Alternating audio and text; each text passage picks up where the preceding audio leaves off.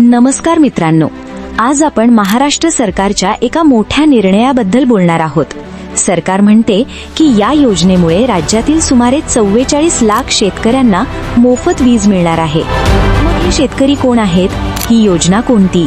त्याच शेतकऱ्याला वीज बिल नाही, लोड शेडिंग नाही. या योजनेनुसार नेमका शेतकऱ्यांना फायदा कसा होईल? पण प्रश्न असा आहे, ही योजना खरंच शेतकऱ्यांसाठी फायद्याची आहे का? ही फक्त राजकीय निर्णय आहे? चला सगळं सोप्या भाषेत समजून घेऊया.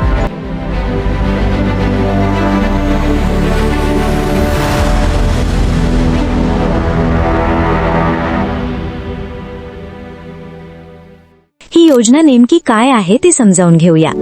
या योजनेनुसार राज्यातील सुमारे 44 लाख शेतकऱ्यांना मोफत वीज मिळणार आहे. मग तुम्हाला प्रश्न पडला असेल की ही योजना कोणती?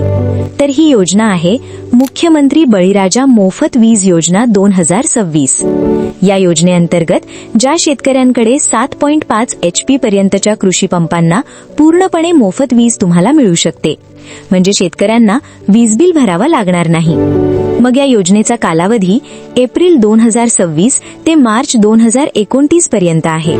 या योजनेसाठी दरवर्षी सरकार खर्च करणार 14,760 कोटी रुपये करणार आहे आणि या योजनेची अंमलबजावणी महावितरण मार्फत होणार आहे. ऐकायला खूप चांगलं वाटतं, पण आता याची दुसरी बाजू पाहूया.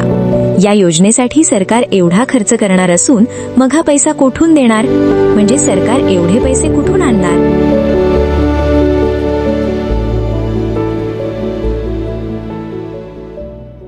दरवर्षी जवळपास 15,000 कोटी रुपये खर्च होणार. म्हणजे 5 वर्षात जवळपास 75,000 कोटी रुपये इतका खर्च करणार असून हा पैसा शासन कोठून गोळा करणार आहे?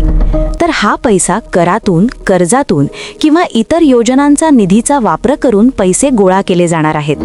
त्यामुळे सर्व शेतकऱ्यांना मोफत वीज पूर्णपणे मोफत नसते, तर तो पैसा शेवटी जनतेचाच, तुमचा आमचाच असतो. त्यामुळे आपल्याला मिळणारी मोफत वीज ही कशी वापरावयाची हे आपल्यावर अवलंबून आहे. त्यामुळे विचार करा. मग प्रश्न पडतो की शेतकऱ्यांना खरंच फायदा होईल का?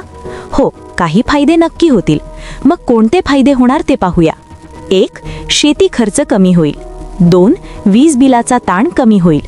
3. सिंचन वाढेल. 4. उत्पादन वाढू शकते. पण तुम्हाला माहित आहे का, या फायद्याबरोबर पण काही समस्या देखील आहेत. त्यातील समस्या पाहिली. 1. आधीच वीज तुटवडा आहे. 2. मोफत वीज म्हणजे वीज वाया जाण्याची शक्यता. 3. सरकारवर आर्थिक ताण. आणि 4. महावितरण आधीच तोट्यात आहे. या समस्या सोडवायची असेल तर आपल्याला या योजनेचा लाभ घ्यावा लागेल. यावर खरा उपाय काय तो पाहूया. सरकारने मागील त्याला सौर कृषी पंप योजनेलाही गती देण्याचा निर्णय घेतला आहे. खरं सांगायचं तर मोफत वीज हा तात्पुरता उपाय आहे, पण सोलर पंप हा कायमचा उपाय आहे. कारण यामुळे वीज बिल नाही, लोड शेडिंग नाही, पर्यावरणाला फायदा, सरकारचा खर्च कमी. त्यामुळे सरकारने हा तात्पुरता पर्याय काढून शेतकऱ्यांना तात्पुरता दिलासा दिला आहे.